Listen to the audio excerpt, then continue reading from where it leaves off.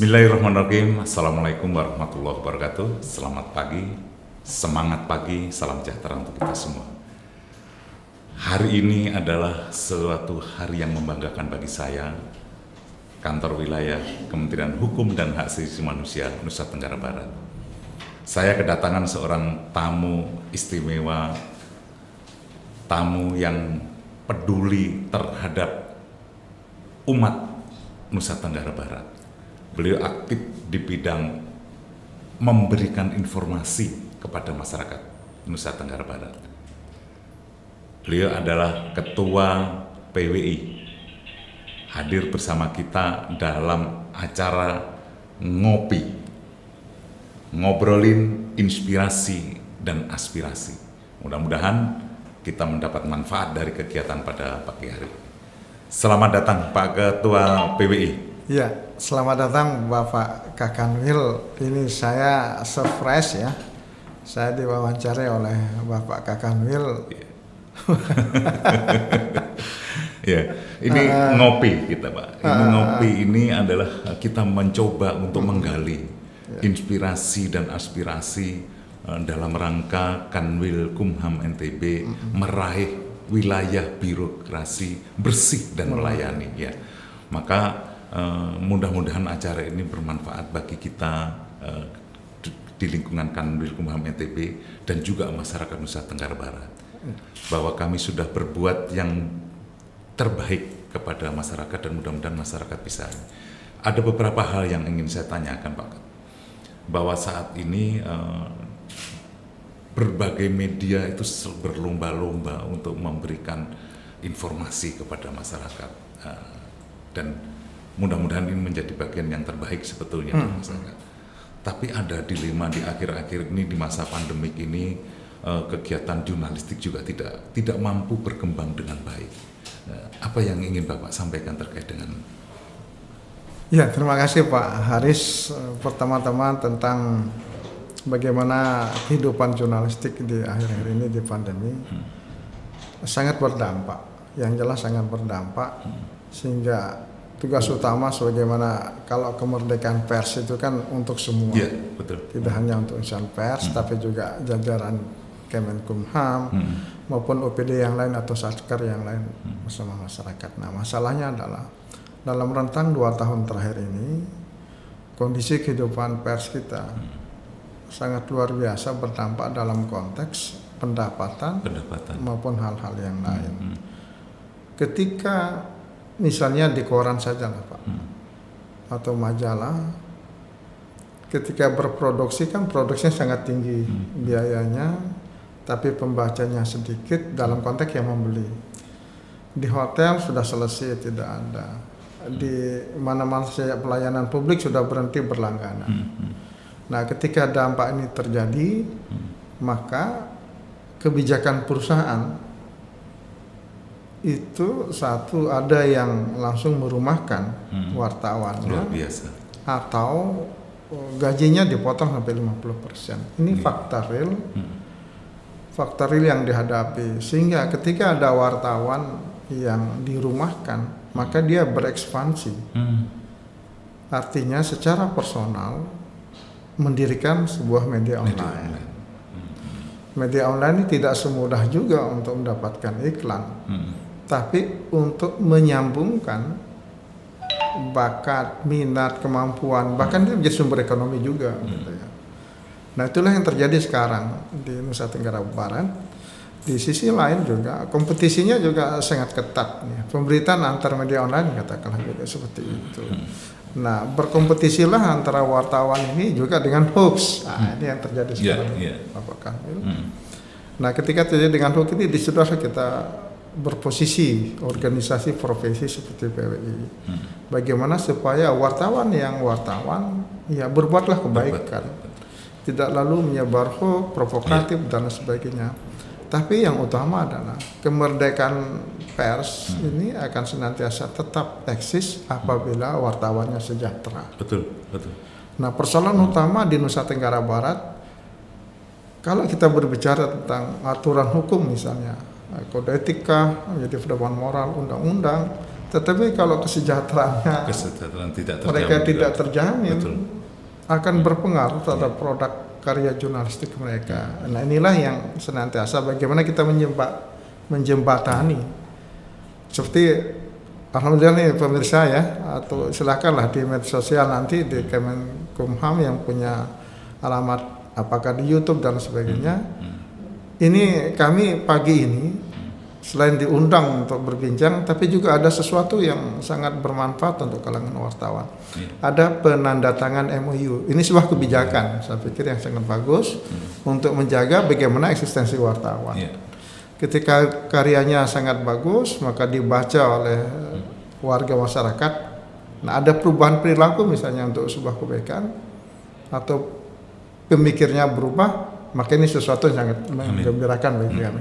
Nah, apa yang menjadi harapan antara kedua belah pihak? Katalah Kanwil Kemenkumham berikhtiar untuk menciptakan WBBM, wilayah bersih birokrasi melayani, bersama WBK, wilayah bebas korupsi.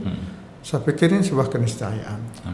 Ketika nanti teman-teman wartawan yang katakanlah termasuk dalam konteks MOU tadi akan membuat semua kegiatan akan dibaca oleh akan dilihat di apa saja lah termasuk di podcast ini, maka dia tentu akan memberikan apresiasi. Katakanlah misalnya dalam konteks pelayanan, apa yang dilakukan oleh Bapak Kakanwil, Pak Haris bersama jajaran, saya pikir ada perubahan. Bukan karena saya ini bersama Bapak Kanwil lalu saya enggak, saya bukan konteks menyanjung, enggak. Tapi memang perubahan perilaku itu ada, untuk melayani itu ada. Kalau dulu kan berbeda lah. Tapi bukan berarti mengkomparasi Pak, jangan sampai loh kok di Pak Haris lain, enggak. Saya bukan pada konteks itu, tapi objektivitas melihat lalu menganalisis dari teman-teman memang ada perubahan. Tidak hanya di sekretariat Kanwil Kemenkumham, tapi ada perubahan-perubahan katakanlah misalnya di lapas Pak.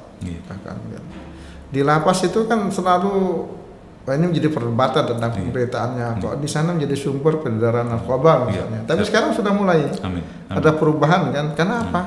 Karena Bapak Kakanwil membangun komunikasi di situ. Lalu bagaimana juga penerapan disiplin di jajaran karyawan dan kerjasama dengan lintas sektor yang lain, katakan kepolisian. Saya pikir hal-hal seperti ini bisa dilakukan sampai selanjutnya, insya Allah. Itu WBBM itu sebuah hal yang bisa diraih begitu. Tadi Bapak menarik banget terkait dengan bagaimana upaya kita semua untuk membangun sebuah citra positif terhadap apa yang kita lakukan. Saat ini memang kami membangun bagaimana pelayanan yang kami lakukan itu berupaya agar itu betul-betul bermanfaat bagi masyarakat di Nusa Tenggara Barat. Apapun yang kami lakukan selalu kami berupaya untuk memberikan pelayanan terbaik, dan mudah-mudahan masyarakat Nusa Tenggara Barat juga merasakan itu terhadap apa yang kami layani. Ada satu hal lagi yang saya ingin ambil dari kegiatan kita pada hari ini. Ketika kita jajaran Kanwil Kumham NTB berusaha membangun itu, dan Bapak selaku Ketua PWI pasti mendengarkan aspirasi dari masyarakat terhadap Kumham. Apa sih sebetulnya keinginan masyarakat yang pernah Pak Ketua PWI dengar, Pak Ketua PWI pernah berbincang terhadap Kementerian Hukum dan HAM yang ada di wilayah Nusa Tenggara Barat ini? Ada beberapa rekan saya Pak di bidang katakanlah usaha gitu ya, pernah datang. Seperti apa? Sekarang lebih apa? Kalau memang ada SOP seperti itu, katakanlah mengurus tentang apa? Kekayaan intelektual, kekayaan intelektual. Nah kan prosedural itu mereka kan sebagian besar tidak tahu.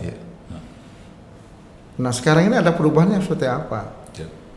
Kalau di luar dia blank sekali gitu untuk ngurus itu. Tetapi ketika ada media sosial, media yang dimiliki, dari sana dia baca, lalu dia ngurus, enak. Ada perubahan.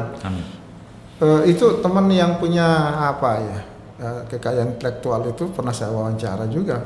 Seperti itu. Betul. Jadi perubahan dalam konteks pelayanan itu termasuk tinggal sekarang bagaimana mengoptimalkan sosialisasi prosedural. Katakanlah misalnya untuk ngurus apa saja menjadi kewenangan Kemenkumham, itu saja Pak. Kalau dalam konteks SDM-nya atas pembinaan mental atau pembinaan disiplin dari Bapak Kakanwil mengutamakan untuk pelayanan, itu di situ perubahan yang saya lihat. Termasuk dari apa yang saya peroleh teman-teman kami kan teman-teman banyak ini selain wartawan juga ya yang lain lah. Itu yang kita sempat ngobrol dan sebagainya gitu. Oke, jadi memang akhir-akhir ini kami balik Pak. Jadi biasanya tim penyuluh tim kami yang bergerak di tingkat penyuluhan itu selalu keluar. Jadi sekarang kami balik